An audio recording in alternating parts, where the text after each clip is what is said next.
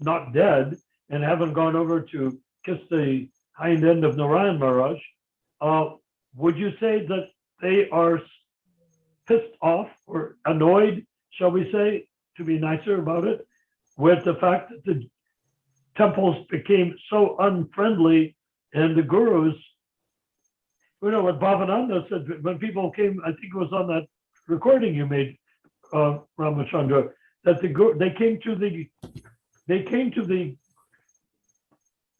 new gurus and said, we don't like the fact that you're becoming new gurus. And they can say, that's fine. You can leave. We're going to have millions of our own disciples. We don't need you. Yeah. Yes.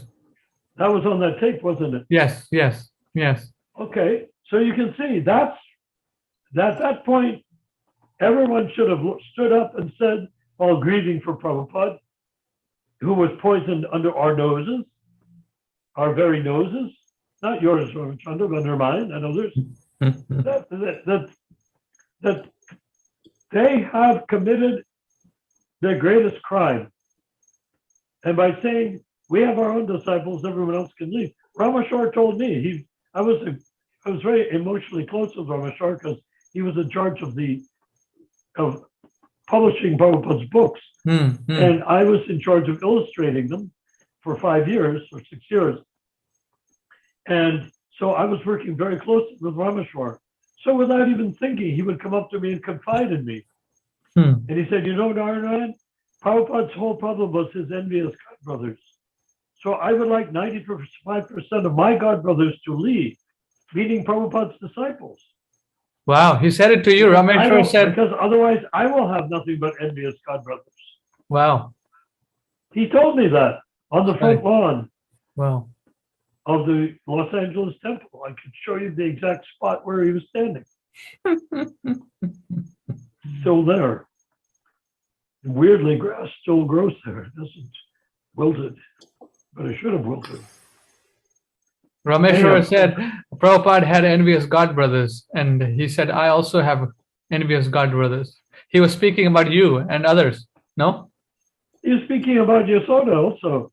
He was speaking about anybody that came and objected.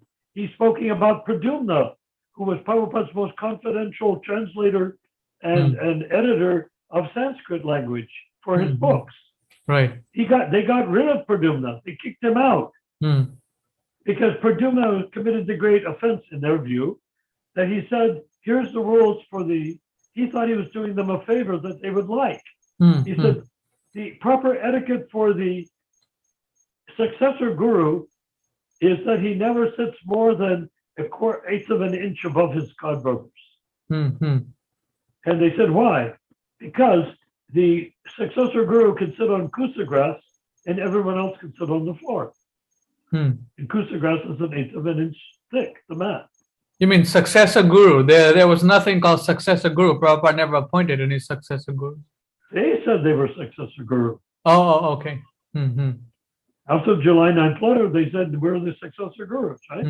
And they came to Pradyumna to give them all the Shastric rules to govern their behavior. And he said, you cannot sit more than 1/4 of an inch, 1/8 of an inch above your godbrothers. So they kicked him out first. They banned him from ISKCON altogether. Wow. And then they couldn't publish Prabhupada's books for 1.5 years. Yeah. That's when they kicked me out of the art department. Oh, that's the same. Okay. That's one of the reasons. And so they kicked me out of the art department. One of the reasons was I said, I have the greatest relationship with Rameshwar, but you're saying that he's a pure devotee in the same level of Srila Prabhupada. I will say definitively, he's a great godbrother of mine. I offer my obeisances. I call him Prabhu, which means master, but he's not a pure devotee on the same level of Srila Prabhupada. So they went to Rameshwar and told him that I committed a blasphemy against him, and they kicked me out. Okay. There was more to it than that, but that's what they did. In the end, Jadharani came to me, which I didn't ever want to speak with her again because she was the one that wanted me kicked out. What happened? What happened is that Tamal Krishna, after they became gurus, he wanted to go to Vrindavan, so he called them. Pradyumna was there, And he said, I'm coming to Vrindavan and I want a Prabhupada-like reception. So he comes into Vrindavan temple and they throw him a little cushion to sit on, and he was totally pissed. He was angry. He started swearing and calling names, and he got up and he left. And he said, I'm coming tomorrow at a certain time, and I want a real reception. Same thing happened next day. So that same day, Pradyumna was let go, and the temple president was let go, and new management took over. Amazing. Thank you for sharing that. Were you there or you read it? I somebody was there and told me the story. Yeah. And you know the guy that was doing sculptures there in Vrindavan? I know of him. What is his name? Drama something? No, it wasn't that. Bhaktisiddhanta. Bhaktisiddhanta. Bhaktisiddhanta, yeah. Hard to forget that name. So Bhaktisiddhanta was the teacher of one of my sons. But anyhow, Bhaktisiddhanta was there, and they all had little Vyasasans made, a bunch of them. You know what Bhaktisiddhanta did? He cut the legs.